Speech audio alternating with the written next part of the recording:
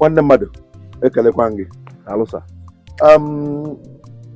achọrọ m ijikere gị ajụjụ ka otu ị hụrụ obodo oyibo ị hụrụ ihe onye na-achị obodo na-eme ugbu a ịhụrụ ndị a na-anwụrụ na-asị ha kpọlasịa ha n'uche nke gị onye isi ala na-achị obodo ọ na-emete Thank you, sir. Sir, onye isi obodo a ihe ọ na-eme dị mma n'uche nke m maka na ihe o dosere o ji maka ya wee merie ewu maka ndị omekome okay. Ndị omekome ndị na-enye nsogbu n'obodo otu a na ndị aka ntụtụ otu a ndị na-egbu ndị mmadụ otu a na ndị ṅụrụta ihe ndị na-ele mkpụrụ ọgwụ otu a so ihe ọ na-eme dị mma maka na ha emefego oke mana enwere ihe kwuru okwu amaka mana Joe Biden nke pụrụ ọ sị na ọ bụgo ịma enwere ọtụtụ ndị be anyị na ndị obodo dọrọ wụrụ fensị wee bata site Mexico. Joe Biden n'ụzọ gasị na ọ bụrụ na ndị dị otu a enweghị ha ihe gbasara ori na ọbara ha ma ọ na rekọdụ ha nsogbu adịghị. Donatus mba soro ngasị batara na-eji akwụkwọ n'ịgbara ụgbọelu wee bata get out. Ị na-eche na o mere ọfụma na nke a abịa na nke ahụ ọ bụrụ na onye ahụ enwere ihe ọjọọ o mee n'obodo mụnwa fụrụ ya na mgbe ọ na-abata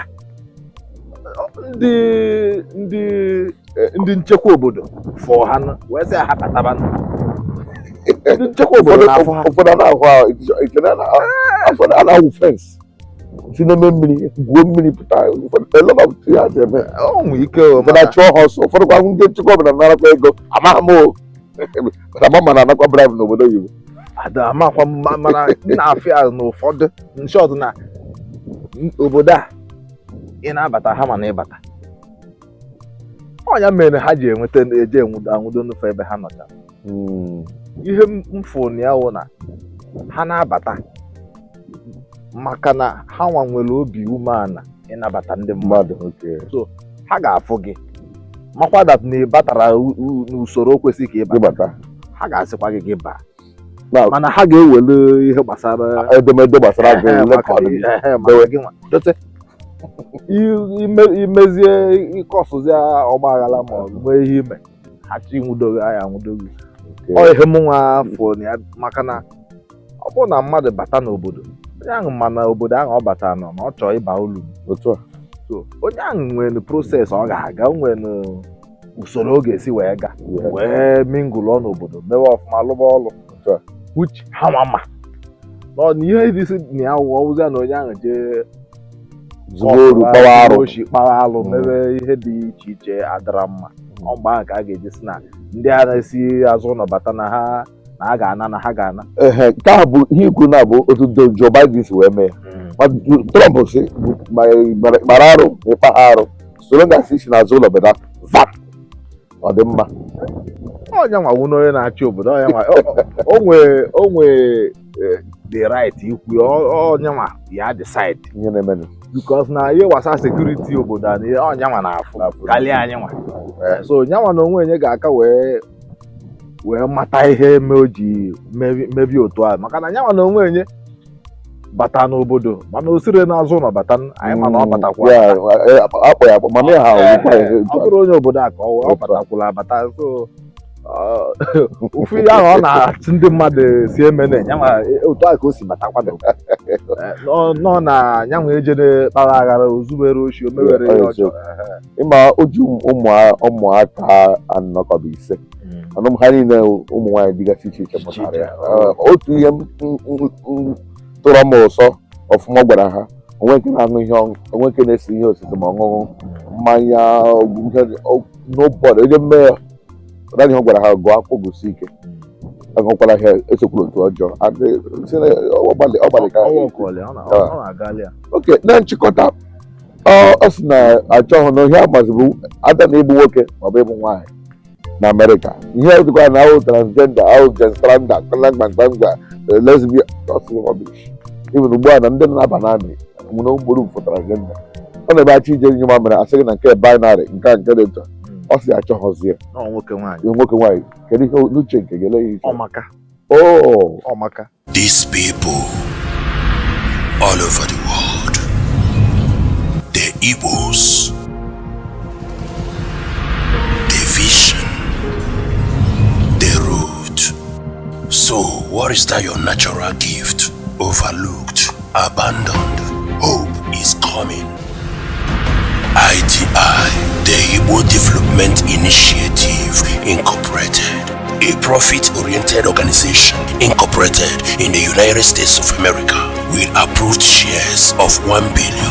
The move to generate $1 trillion across the globe is on. Yes, ITI vision is to establish and promote a financial institution to generate funds for the development of Igbo land known as Ali Igbo. This is a patriotic call for membership globally. We solicit to become a member of ITI, Igbo Development Initiative. If you really have Igbo land at heart, to harness and empower raw talents all over Igbo land, the real talents, ITI is coming. Join the Igbo giants all over the world to industrialize Ali Igbo. It's a call for service. It's a call for humanity. This great initiative would make our dear Igbo land great again. Ali Igbo. To be a member of ITI, simply register on our website www.itiglobal.org, and for more information, please get in touch with us on these numbers.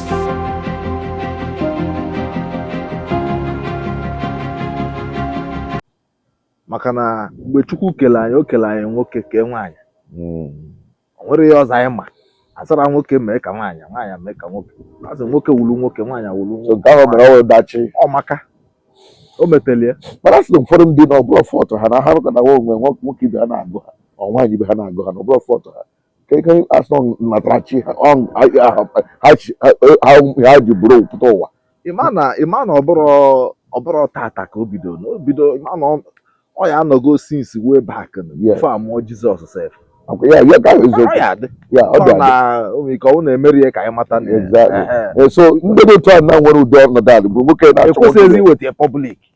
Ekwesịrị ka ndị mmadụ mata na because ọ ga-adịbu mana a na-ezu ya ezo ndị mmadụ aghara. Ọ bụrụ ya gọọmenti kepụrụ apụ na-achọzi imezi ka ọ bụrụ ihe my brother ikwukwara okwu ya. Ọ bụrụ ọ dịbụ adị. Ihe niile na-eme gị na-adịbụ mgbe nọ na-emeri ka a sị na ọ dị legal nọ iwu ịdị free. Gọọmenti na-emezi ya legal na ala arụgo ya ala ọrụrụ ahụ. Nna m ewere etu too much. Thank you for your wonderful time. Thank you, sir. Biko gba ndị mmadụ ka ha subscribe to Jovika TV. Okay, sir. Biko nụ subscribe on Jovika Television. Carry go. Thank you. All right. Nice to meet you, buddy. Thank you. Bye-bye. All right.